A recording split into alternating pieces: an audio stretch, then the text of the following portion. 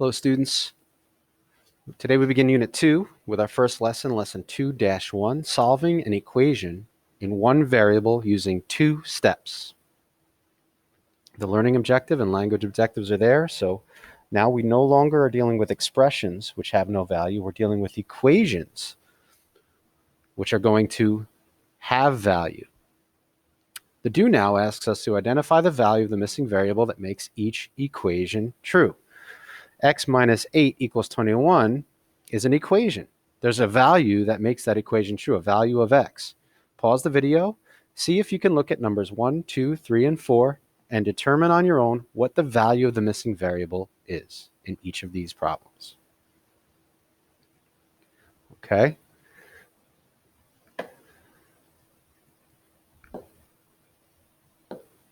In number 1, we have x minus 8 is 21. What number, if I take away 8 from it, gives me 21?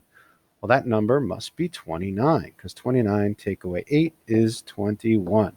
Therefore, x equals 29. Question 2. 11 plus y equals 23. 11 plus what number gives me 23? Well, that number must be 12. Therefore, y must be equal to 12 in order for that equation to be true. Y can't be anything else.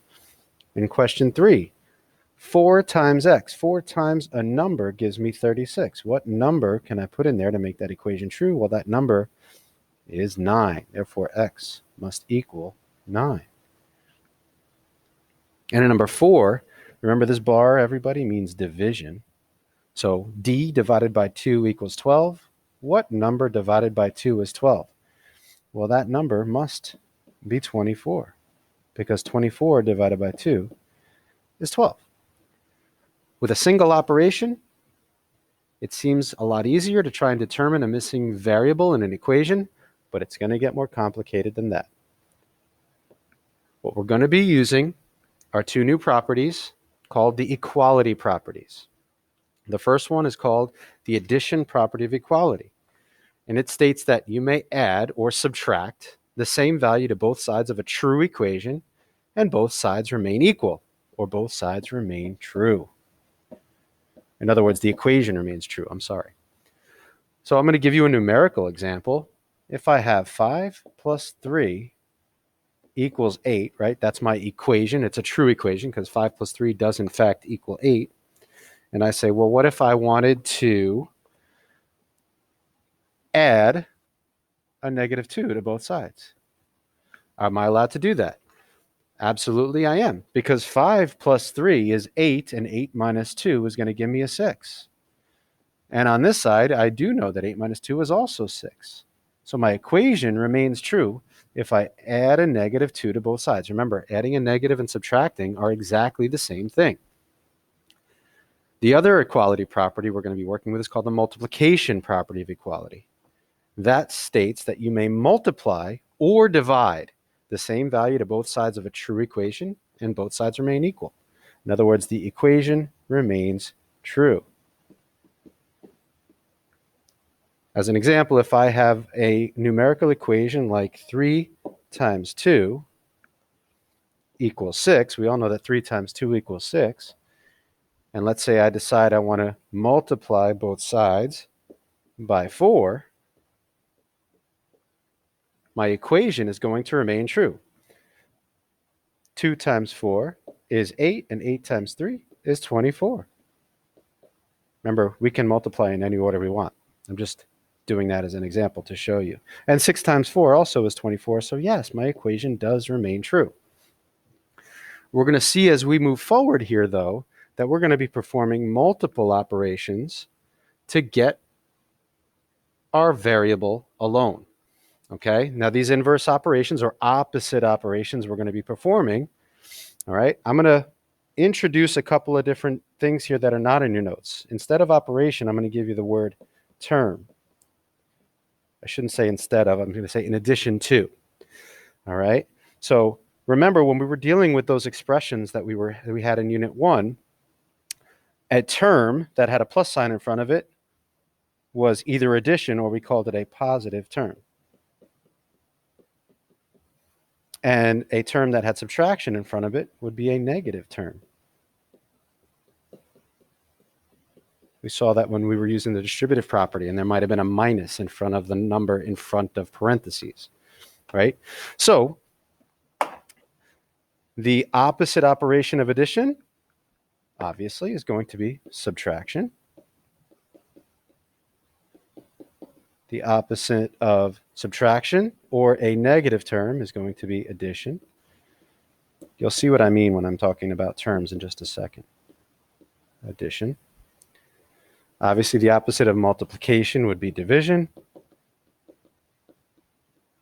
And the opposite of division would be multiplication. We're going to see examples of all these. Okay?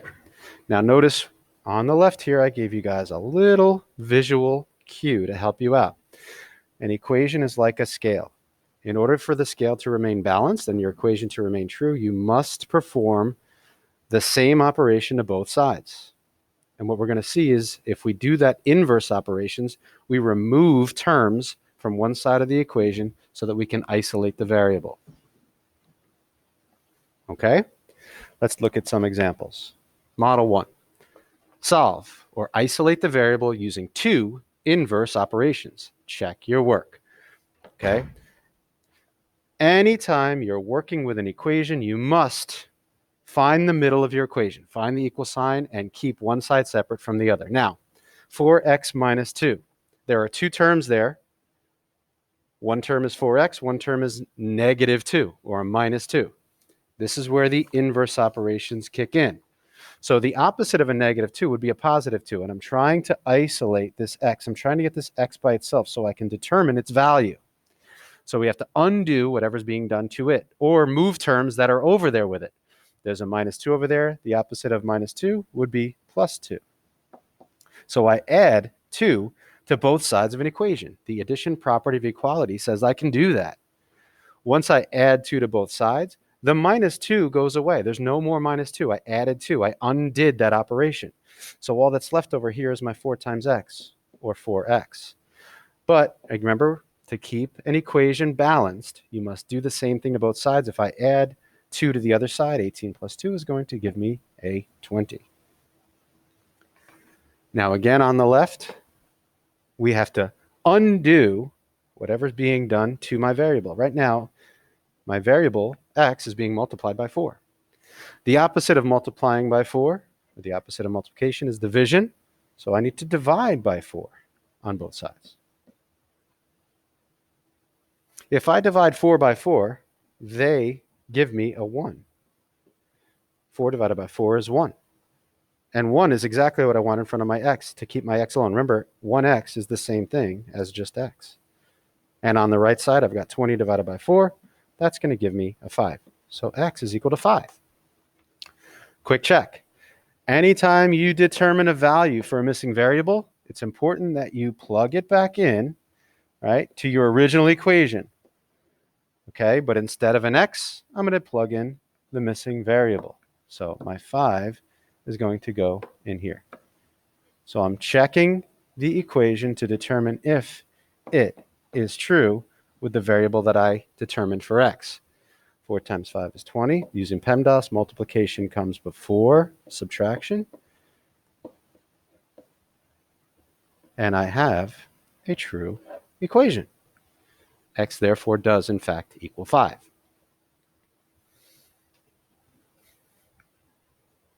Model example 2.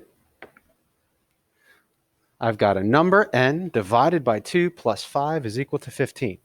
Okay, first step, separate one side of the equation from the other, and let's perform opposite operations, inverse operations to isolate my variable.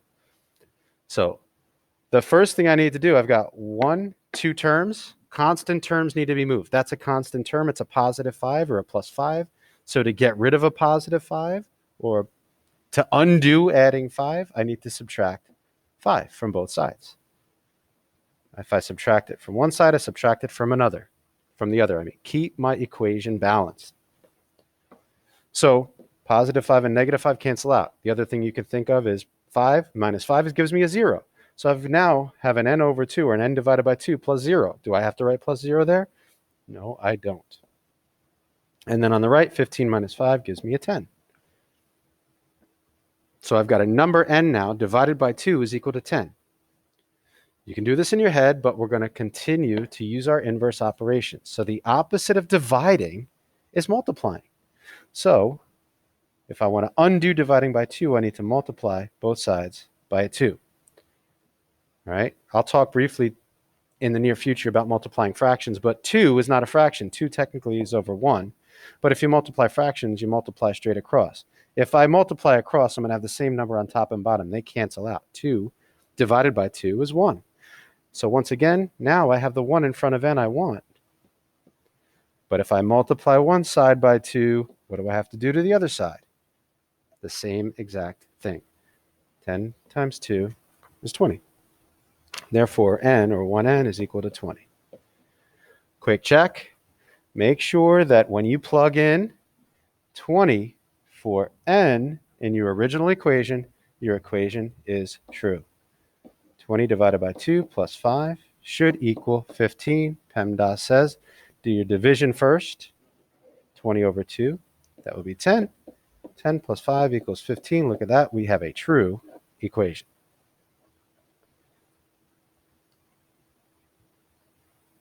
As always, they must always get harder. Model 3. Solve, isolate the variable using 2 inverse operations. Okay, I'm going to create my wall, the center of my scale, and try to make sure I remain balanced. Okay, so 2 things are at work here. I've got 2 terms. I've got a -1 and I've got a -1/2 p. Don't be afraid of the fractions, okay? I am going to get rid of this -1 first. Now, that's why I said terms. Technically, there's not really addition going on here or subtraction. Well, there is subtraction, but I got to get rid of that -1 first. What's that -1 being subtracted from? Nothing really. It's just kind of there. So I have to undo a -1. The opposite of a negative is a positive. So to make sure I get a 0 there, I'm going to add that 1 to both sides. -1 plus 1 is going to give me a 0. They're going to cancel out. But if I add 1 to that side, again, I have to do it to the other side. I don't care that the p is on the right. I don't care that the variable is not on the left.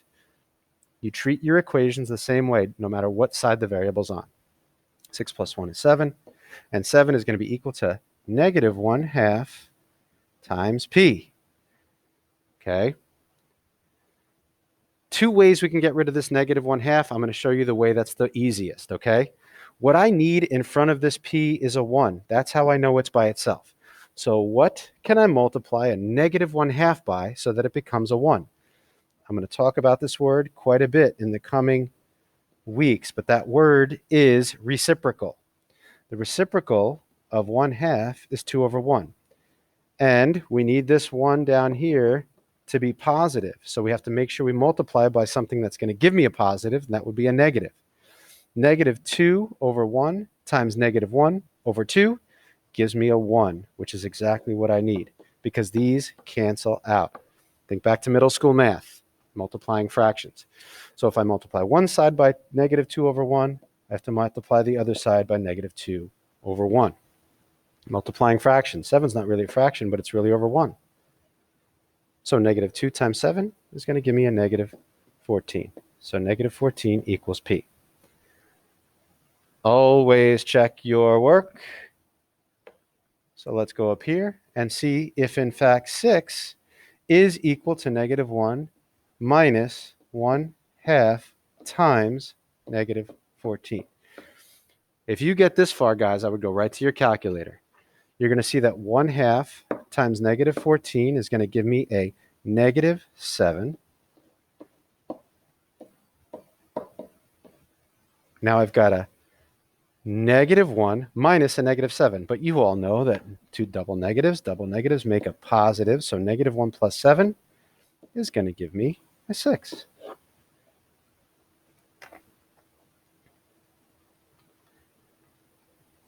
Okay. There are your 3 model examples. Now, to summarize. When solving for equations in 2 steps, you have to undo all the operations being performed on the variable to isolate it, get it alone. Think of it in terms of terms. If you have negative terms, constant terms, you need to move them by doing the opposite. Negatives needed to be added, and positives need to be subtracted to get rid of them, to get them away from the variable. When you perform an operation to one side of an equal sign, you must perform the same operation to the other side.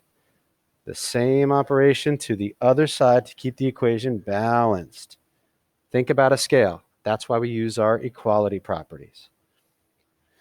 And when solving for missing variables, you should always check your work by plugging in your answer and making sure that the equation that results is in fact true.